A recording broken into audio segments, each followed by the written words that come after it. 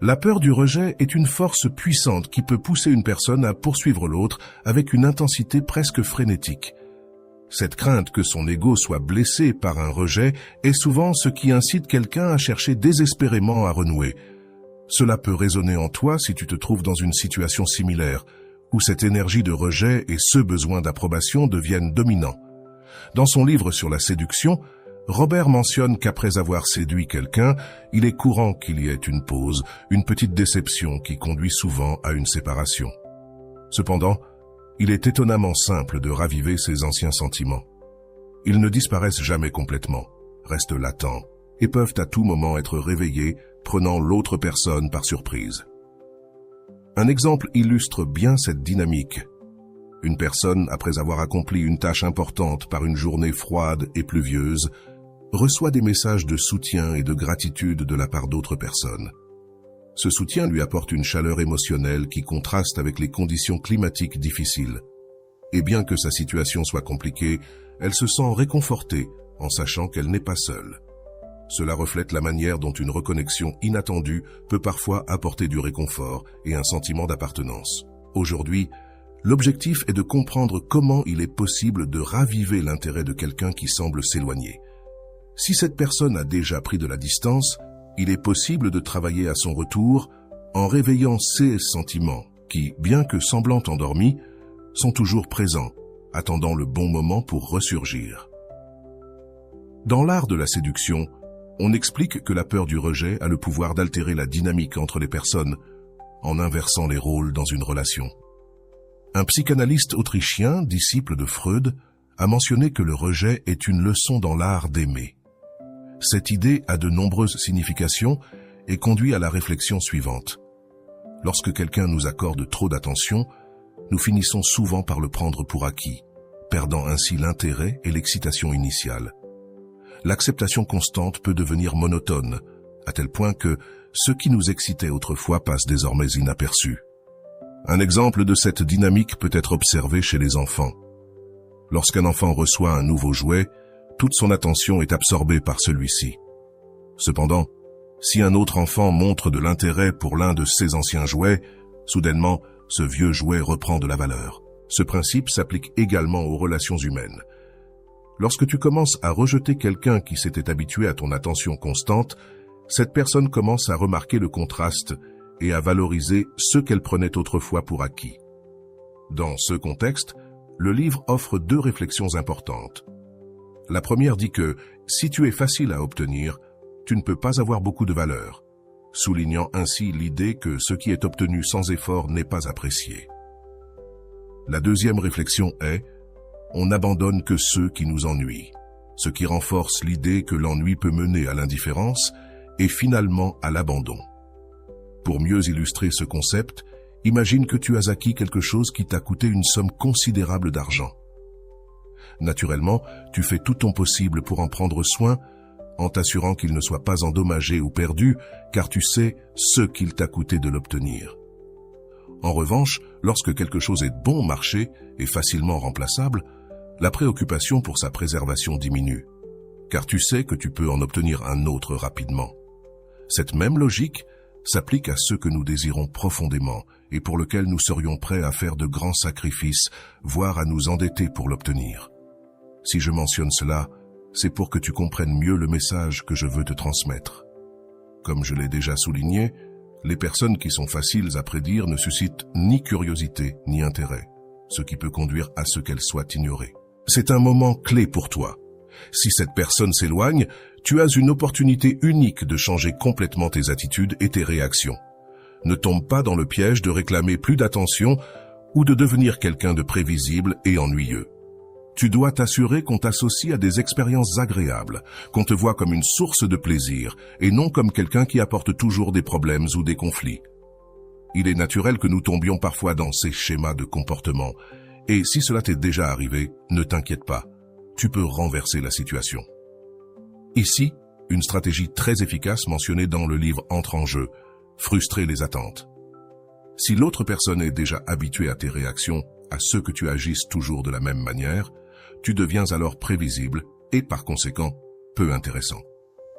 Il est possible qu'elle pense que bien que tu sois actuellement en colère, tout reviendra à la normale sans qu'elle n'ait à faire aucun effort.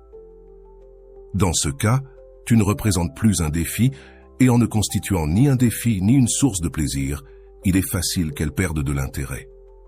La première technique que tu peux appliquer est de frustrer ces attentes. Les gens trouvent intrigant et attirant ce qui semble inaccessible ou ce qu'ils ne devraient pas avoir. Si tu as toujours été disponible, en donnant plus que nécessaire, il est probable que tu aies essayé de maintenir la relation en montrant encore plus d'affection, d'attention et de dévouement. Mais lorsque l'autre personne s'habitue à recevoir tout cela sans effort, elle commence à le prendre pour acquis. Ce qui est intéressant, c'est que dès que tu décides de cesser d'offrir tout ce à quoi elle était habituée, l'autre personne ressentira ce manque, même si elle semblait auparavant indifférente ou désintéressée. Ce changement peut inverser les rôles, car lorsqu'une personne cesse de recevoir ce qu'elle tenait pour acquis, elle commence à l'apprécier. Il en va de même pour le corps et l'esprit. Lorsque nous nous habituons à quelque chose, son absence se fait sentir, et cela peut éveiller un nouvel intérêt ou désir. Cette stratégie ne consiste pas seulement à t'éloigner, mais à créer un contraste qui incite l'autre personne à te regarder à nouveau sous un jour nouveau, en appréciant ceux qu'elle avait pris pour acquis. Imagine ceci. Au début, lorsque tu essaies quelque chose de nouveau, comme fumer, il est courant que le corps réagisse négativement. Peut-être que tu tousses ou que tu te sens mal à l'aise. Mais avec le temps, si tu le fais régulièrement, ton corps commence à désirer cette nicotine. Il en va de même pour l'exercice. Au début, les premiers jours peuvent être difficiles et l'adaptation compliquée. Cependant, après un certain temps, c'est le corps lui-même qui commence à te réclamer cette activité physique. Il en va de même pour d'autres habitudes, comme la consommation d'eau ou de sucre, et pour toute chose à laquelle nous habituons notre corps ou notre esprit. Le cerveau, une fois habitué à recevoir certaines récompenses, comme les substances qu'il libère en réponse à des stimuli agréables, commence à en devenir dépendant. Il n'est donc pas surprenant qu'un simple appel, ou le fait que quelqu'un sache qu'il est important pour toi, libère également de la dopamine chez cette personne. Finalement, son cerveau commencera à exiger cette dose de bien-être lorsqu'il ne la recevra pas. La clé ici réside dans l'apprentissage de la restriction ou de l'élimination progressive de ces choses que tu as offertes et que l'autre personne a commencé à prendre pour acquises. Ce faisant, tu commences à créer un vide, un contraste entre ce qu'elle avait et ce qui manque maintenant. C'est à ce moment-là que les dynamiques peuvent changer radicalement. Lorsque tu commences à frustrer les attentes de cette personne, les rôles s'inversent. Il est probable que cette personne, qui se sentait autrefois sûre de t'avoir, commence à te rechercher et à faire des choses qu'elle avait cessé de faire. Cependant, il est crucial que tu ne cèdes pas à ce que tu ferais habituellement à ce moment-là. Ne lui donne pas ce qu'elle attend de recevoir, car c'est précisément cette certitude de tes sentiments qui lui a permis de se comporter comme elle l'a fait. L'idée est que lorsque cette personne te recherche ou s'attend à ce que tu réagisses de la manière habituelle, tu brises ce schéma. Ne tombe pas facilement dans ces jeux. N'offre pas cette solution rapide qu'elle espère obtenir avec ses gestes habituels. Ce faisant, tu commenceras à changer la perception qu'elle a de toi et à générer un nouveau type d'intérêt, basé sur l'incertitude et la nouveauté de ne pas pouvoir prédire tes réactions.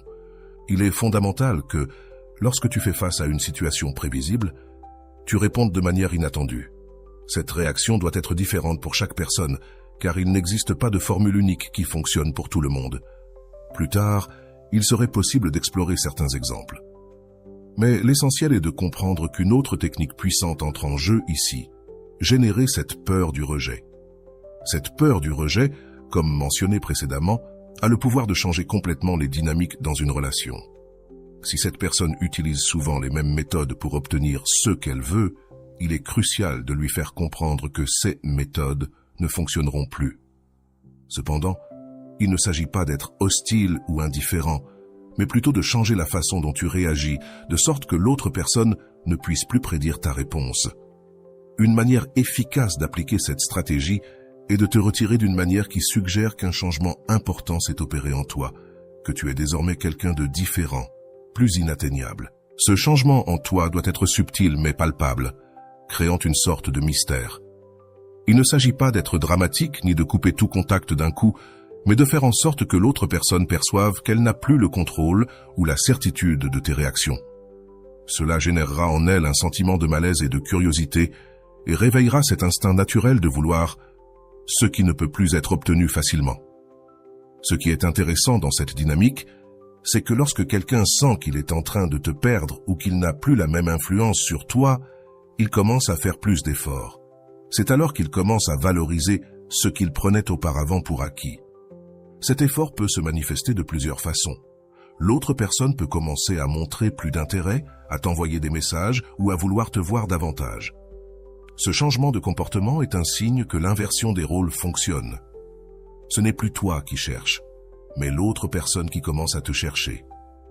C'est ici que tu peux appliquer une autre stratégie puissante que je mentionne dans mon livre. Offrir de petits indices que la relation peut encore avoir un avenir mais sans t'engager complètement. Ce jeu de donner et reprendre, de maintenir l'autre personne dans un état d'incertitude, est ce qui crée l'attractivité. En maintenant cet équilibre délicat, tu réussis à maintenir l'intérêt de l'autre personne. Elle commencera à se demander ce qui se passe, pourquoi tu n'agis plus comme avant, et, plus important encore, ce qu'elle peut faire pour récupérer ton attention.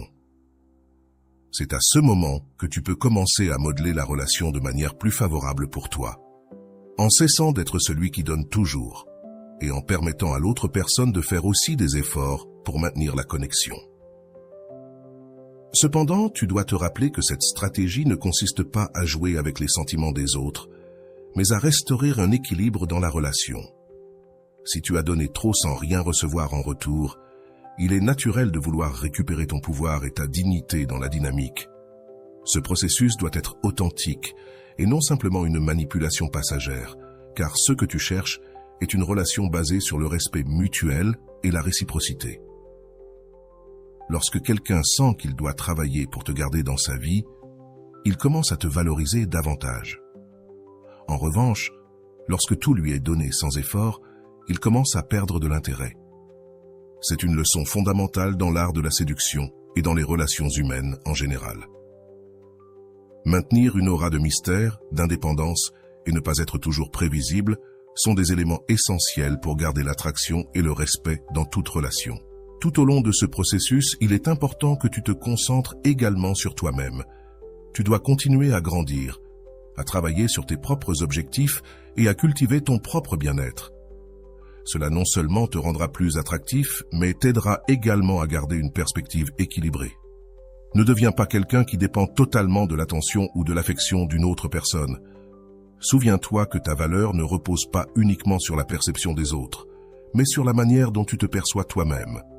Si tu parviens à appliquer ces stratégies de manière efficace, tu verras comment les dynamiques changent en ta faveur.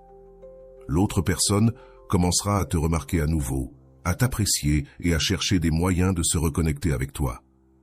Mais cette fois, ce sera selon tes propres termes, avec une relation plus équilibrée et davantage de respect et de considération de part et d'autre. En conclusion, l'art d'inverser les rôles dans une relation repose sur la frustration des attentes, le maintien d'un air de mystère et l'évitement d'être complètement prévisible. En le faisant, non seulement tu récupères ton pouvoir dans la dynamique, mais tu crées aussi un nouvel intérêt chez l'autre personne. C'est un jeu subtil, mais lorsqu'il est bien exécuté, il peut avoir un impact profond sur la façon dont on te perçoit et sur la manière dont on se comporte avec toi. Enfin, rappelle-toi que tout cela doit se faire avec respect envers toi-même et envers l'autre personne.